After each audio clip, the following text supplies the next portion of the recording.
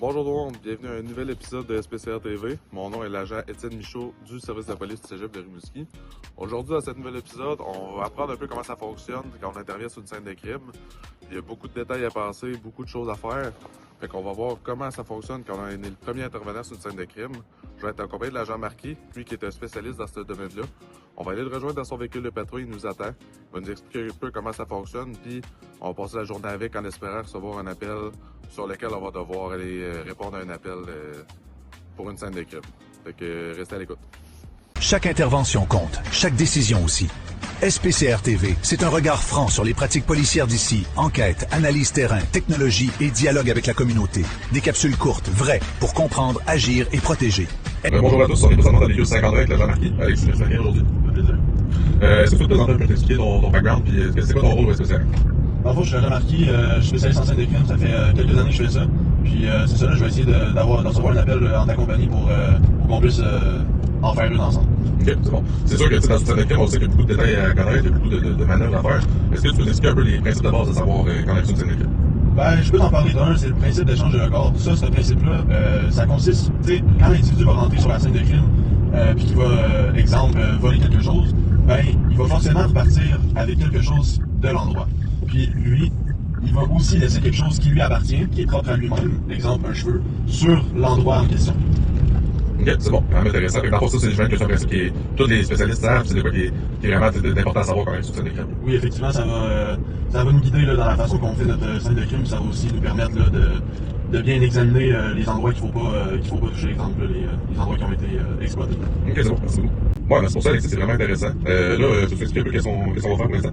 Ouais, là, on va continuer en patrouille mobile en espérant recevoir un appel, là, comme je t'ai dit, pour qu'on puisse faire une scène de crime ensemble. Parfait, c'est bon, merci beaucoup. Celui-là pour Rimouski, secteur 1, prio 2 pour une agression armée terminée. Bon, on va le prendre. Véhicule 50-20, 10 droits. Ouais, écoutez, on a reçu l'appel de Thomas Fournier, 2001 07 23, sa date de naissance. Dans le fond, il mentionne là, qu'il y aurait quand même une fille chez lui hier soir, puis la fille, elle aurait frappé avec un objet quelconque. Là, j'ai pas plus d'informations à ce niveau-là. Mais il est blessé, puis l'ambulance est en cours. Ça se trouve à être au 11 rue Saint-Jean-Baptiste-Ouest, appartement 3 à Rimouski. C'est bon, 04. Permis de procéder à un DAD pour le 11 Saint-Jean-Baptiste-Ouest, appartement 3. Procédé. 11 Saint-Jean-Baptiste-Ouest, appartement 3. C'est négatif, là, j'ai rien à cette adresse. 04. Permis de procéder à un IPPE. Procédé. Ça va être pour Thomas Fournier, avec la date de naissance que vous m'avez donnée dans la carte d'appel, j'ai pas pu en noter ça. 04, elles sont bien compris, tout ça. Pour Thomas Fournier, 2001 07 23, c'est négatif à ce niveau-là pour les PPE. 04. Puis permis de procéder à un DNM pour M. Fournier également. Parfait, je fais ça. Négatif, on n'a rien à ce niveau-là. 04. Puis vous m'avez dit que M. Fournier est blessé. Est-ce que ça serait possible d'approcher un 1007 de la des événements? Oui, écoutez, le 07 est déjà appelé, il est en route. 04, on est pas loin, on va se mettre en direction. 04. Ouais, fait que là, on arrive dans pas long. Pour ce genre d'appel-là, c'est sûr qu'en arrivant sur les lieux, la première chose qu'on va faire, c'est s'assurer de la sécurité de la victime. Là, on sait qu'il y a une ambulance qui est en direction, mais on va quand même regarder son état. Puis ensuite de ça, c'est le type d'appel qu'on peut faire une scène de crime. Là, ça se peut que le suspect ait laissé des traces de son infraction ou même l'arme. Fait que c'est sûr qu'il va falloir faire attention où est-ce qu'on marche, là, puis on va utiliser ce qu'on appelle un corridor de contamination. Ok. Puis tu peux expliquer un peu ça ressemble à quoi un corridor de contamination en fait? Un corridor de contamination, c'est tout simplement un espace qu'on se réserve, puis qu'on se dit que les gens, les ambulanciers, puis les policiers, les techniciens qui vont rentrer dans la scène de crime, qui vont exploiter l'environnement, là, ils doivent absolument respecter cet espace-là, puis de pas mettre les pieds ou de pas toucher quoi que ce soit qui est en dehors de ce corridor. Ça permet de maximiser les chances là, qu'on puisse retrouver des éléments de preuve, qu'on puisse faire des expertises, puis potentiellement retrouver là, des traces de pas ou des échantillons de sang, puis ça va permettre de sécuriser les éléments de preuve, tout simplement. Ah, parfait, super intéressant. Merci beaucoup, Alexis. Je pense qu'on arrive bientôt à l'appel. Oui, tout à fait, on est environ à 30-40 secondes. C'est bon. Ben, écoutez, on va se revoir rendu mes coordonnées sur l'appel. Bon, là, on vient d'arriver sur les lieux. Je vais aller chercher la valise avec les équipements pour faire les expertises de scène de crime. On va aller chercher ça. Là, on va aller rencontrer la victime puis aller voir comment elle va. L'ambulance n'est pas encore arrivée, elle devrait pas tarder. C'est bon. Je vais donner mon 18 au CGA, déjà, qu'on fait ici. Véhicule 50-20 pour le CGA. On va être en 18 au 11 Saint-Jean-Baptiste-Ouest, appartement 3. On va avec les...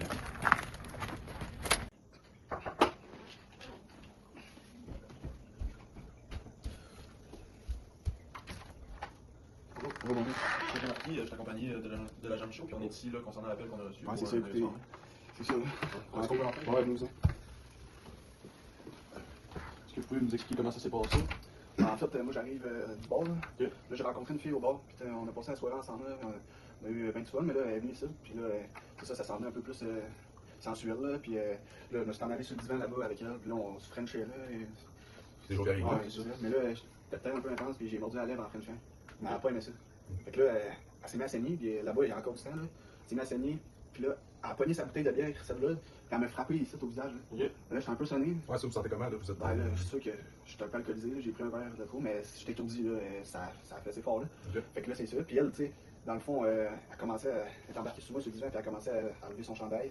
Elle l'a mis sur la chaise là, mais quand elle est partie, hein, elle était tellement en crise qu'elle a juste mis son manteau. Elle avait encore ses bottes, là, fait qu'il y a une trace de pas. Là. C'est les bottes à elle. Là. C'est bon, c'est important. Ça, ouais. Fait que, en fait, c'est ça, là, puis elle est partie. Puis, je sais pas ce qui s'est passé, ça s'est tellement passé vite que je suis sonné. Là. D'habitude, ça m'arrive d'emmener des filles, mais c'est la première fois que ça me fait. Ah, c'est pas le cas souvent, ça. Non, d'habitude, Ça se passe bien, ouais. Là, on a appelé une ambulance, c'est en direction. Puis c'est ça, là, parce que là, vous avez besoin d'aller à l'hôpital un peu. Ouais, je pense, je sais pas si quoi ça ressemble, j'ai pas trop regardé. Mais... Fait que, est-ce que, là, dans le fond, pour éviter de contaminer la scène, je vais me placer devant vous. Puis mon collègue va être derrière vous, puis ça sera juste de me suivre, puis vous pouvez m'expliquer, là, pour voir un petit peu plus, là, de situer la scène. Okay. Dans le fond, moi, j'ai rien touché, là, c'est parce que, à bien partir, là, ça fait peut-être 20 minutes, là. Fait que là, dans le fond, ça, c'est la bouteille, là. Alors, lui, là, elle est arrivée.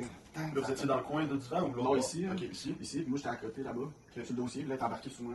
Puis là, on s'embrassait là, mais là, quand c'est ça, quand j'ai mordu la lèvre, là, elle s'est levée, elle était rendue. Vous voyez la place? Ouais. Là, c'est là qu'elle a commencé à saigner, puis là, c'est ça, elle est partie par là. À part de ça, elle n'est pas venue ici. Moi, je suis pas allé là-bas, j'ai rien touché. Ouais, c'est pas mal ça. Mais écoutez. On se voit pas qu'il est facile, c'est sûr. Ouais. Je vais faire attention la prochaine fois. Ouais, là, faut faire attention qu'il faut la donne. Ouais, c'est ça, quand on ne connaît pas. Ouais. Savez-vous que on va laisser mon collègue, l'agent Marquis, se préparer. Je vais vous accompagner jusqu'à l'ambulance, puis vous amener les soins. Ouais. Je peux bien refiler si vous voulez. Vous avez besoin de manteau ou. Non. Ça va bon. Bon, merci à Jean-Marc. Prenez soin de vous. Bon, fait que là, la première étape, ça va être de s'installer notre poste de travail. Fait qu'on sait qu'ici, le suspect, la suspecte dans le cas présent n'a pas été en contact avec cet environnement-là. Fait qu'on va pouvoir s'installer là, puis avoir tout le matériel nécessaire. Ok. Puis ensuite, c'est quoi qu'on va faire? La prochaine étape, ça va être de prendre des photos des lieux. Okay. On va prendre des photos plus générales, puis après ça, on va prendre des photos avec un plan qui est plus spécifique, exemple à la bouteille de bière ou à la tache de sang là, qui est par terre. Okay. On va des photos plus générales. Ouais, des photos générales d'environnement, puis après ça, on va prendre des photos plus rapprochées avec un plan semi-rapproché, rapproché et macro. Parfait, merci beaucoup. Bon là, Alexis, là on a mis les étiquettes, tout. Peux-tu nous expliquer un peu qu'est-ce qu'on a fait et c'est quoi les prochaines étapes? Ouais, ben ici, dans le fond, on a identifié nos éléments de preuve qu'on a trouvés. Donc en 1, on a le t-shirt que la suspecte a laissé. En 2, il y a la bouteille de bière qui a servi à l'agression armée. En 3, on a la trace de pas qu'on a trouvée quand la suspecte a quitté les lieux. Puis en 4, on a identifié justement le sang là, de la suspecte. Puis en 5, on a trouvé un long cheveu brun sur le divan. Fait que ça, on va l'envoyer pour expertise. La prochaine étape, ça serait de prendre des gants parce que faut pas contaminer rien. Fait que la manière de mettre des gants, donc la procédure, c'est de prendre des gants comme ça. On insère la main ici à ce niveau-là. Puis le deuxième gant, on va venir le prendre par le col ici à l'extrémité. Puis on va tout simplement insérer l'autre main. Puis à ce moment-là, on va être prêt pour procéder là, justement à l'expertise du t-shirt noir. Bon, là, la prochaine étape, je pense que ça va être de saisir le chandail. Peux-tu nous expliquer un peu comment ça fonctionne? Ouais, ben dans le fond, je vais te demander de prendre le sac ici, le grand sac. Ouais. Puis moi, je vais venir prendre le chandail avec mes gants, tout en faisant attention à la trace de peau ici. Puis on va le mettre dans le sac. Dans le fond, parce qu'il pourrait y avoir là, des résidus ou des traces d'ADN laissées par la suspecte. Okay. Donc ensuite, on va venir apposer une étiquette LGML, donc du laboratoire de sciences judiciaires et médecine légale. Okay. Ouais. Donc c'est ici, on a collé ça. Puis dans le fond, on va l'envoyer directement au labo en biologie pour qu'ils puissent déterminer un profil ADN puis comparer ça dans les bases de données. C'est bon. On va regarder ça régulièrement. Merci. Bon, fait que là, on s'est rendu à faire les empreintes à prélever les empreintes sur la bouteille de Corona ici. Fait que pour ce faire, il va falloir utiliser un petit kit ici. Donc, on a de la poudre dactyloscopique. Donc, on va en mettre à l'aide d'un pinceau. Puis, on va utiliser aussi des préleveurs blancs pour que ça fasse un contraste et qu'on soit en mesure de bien les voir. Fait que là, on va s'installer pour ça. Puis, on va vous remontrer là, les résultats après. Bon, fait que là, on s'est rendu à déposer un calque transparent sur la trace de pas. Donc là, je vais passer ça ici un petit peu. Ça va nous permettre là, de reproduire le plus fidèlement la trace de pas. On va coller ça ici pour être sûr que ça ne bouge pas. Puis là, on va pouvoir y inscrire des informations. À la fois, on va reproduire le calcage à l'aide d'un Sharpie noir. Fait que là, on va commencer le calque, puis on va s'aider là, en produisant un éclairage au sol. Ça va nous permettre de voir là, tous les détails de la trace de pas. Fait que, on va commencer ici. Donc, on a maintenant terminé de calquer la trace de pas qu'il y avait par terre. L'agent Marquis s'en est occupé. Il va vous expliquer un peu qu'est-ce qu'il a fait et c'est quoi les détails qu'il a fait. Donc, on a réalisé un calque avec le Sharpie. Donc, on voit plusieurs caractéristiques là, de la semelle, de la chaussure. On a aussi indiqué les informations là, relatives au dossier. Fait que le numéro de dossier, le numéro de lot, ça va être pris comme pièce à conviction. Donc, ça va être l'item 03. Puis, on a aussi indiqué là, nos matricules respectives à moi et l'agent Michaud ici. Puis, on indique l'heure à laquelle on a fait le calque. Puis on est rendu à prélever un échantillon de sang sur le sang qui a été laissé par la suspecte. Et pour ce faire, on a besoin d'un écouvillon puis un coton-tige. Et puis on va procéder au prélèvement. Puis ensuite, on va venir l'insérer juste ici. On va essayer de pas en mettre sur les rabords. Parfait. Une fois que ça c'est fait, on va pousser le coton-tige ici. Puis là, il faut casser l'embout. Puis là, l'agent Michaud va me donner un couteau. Puis je vais pouvoir couper l'embout pour en fait permettre au sang qu'il y ait de l'air qui passe. Comme ça va éviter que le sang moisisse par la suite. Là, l'agent Michaud, il va apposer une étiquette de scellé. Ça sert à quoi cette étiquette-là, Alexis? En fait, ça sert à sceller l'éprouvette, puis ça va être. Il y a les informations aussi du prélèvement, à quelle date qui a été prélevé l'échantillon, le numéro d'item, puis ça va être envoyé au labo. Après, on va le mettre dans le petit sac de pièces à conviction.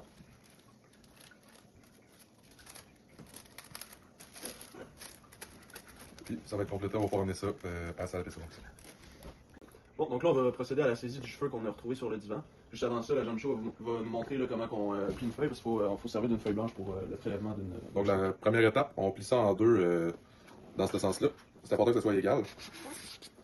Ensuite, on va plier sur les deux côtés. Fait que en premier temps, ça va être ce côté-là. Ensuite, on fait la même manœuvre de l'autre côté. Fait que comme ça. Puis ensuite, on replie les deux côtés comme ça. Dans le fond, ce que ça va faire, c'est que ça va créer genre, une petite pochette dans laquelle on va mettre le cheveu. Fait que comme ça. Puis comme ça environ. Fait que nous, après ça, on a déposé le cheveu juste ici pour que ça reste scellé. L'agent Marquis va vous montrer comment ça fonctionne. Ouais, je vais prendre le cheveu ici. Voilà, je vais venir l'insérer. Échapper. Dans la pochette. Ouais. C'est comme pas évident, des fois. Ça, avec les cheveux plus longs, c'est plus compliqué, mais on réussit comme ça dans l'allure. Ouais. Fait qu'on finit ça, puis ensuite, on va appliquer l'étiquette LSGML. Fait que là, la dernière étape, ça va être de venir appliquer l'étiquette du laboratoire des sciences judiciaires et médecine légale. Fait qu'on va venir appliquer de manière à sceller l'enveloppe. Comme ça. Fait comme ça, c'est scellé. Puis on va mettre ça dans la salle de pièces à conviction pour l'envoyer ensuite au LSGML pour analyse dans le département de la vie.